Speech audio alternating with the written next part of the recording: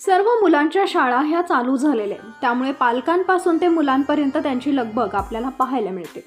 वह्या, पुस्तकं, शाळेच्या बॅग हे घेण्यासाठी त्यांची लगबग तुम्हाला पाहायला मिळेल।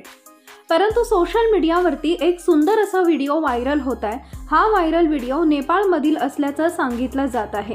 नक्की या व्हायरल व्हिडिओमध्ये काय झालेलं आहे पहा। चॅनलवरती नवीन असाल तर MM मराठी न्यूजला जरूर सबस्क्राईब करा। सोशल मीडियावरती व्हायरल झालेल्या व्हिडिओमध्ये हा व्हिडिओ नेपाळमधील असल्याचं सांगितलं जात आहे।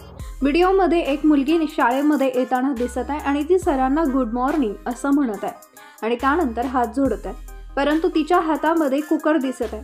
तर मित्रांनो, घरी टिफिनच शिल्लक नसल्यामुळे त्या मुलीने चक्क शाळेमध्ये कुकरच आणलाय। गुरुजी गुड मॉर्निंग असे म्हणतात आणि हसतात, तेव्हा मुलगी ही गुड मॉर्निंग म्हणते आणि हसत पुढे जाते।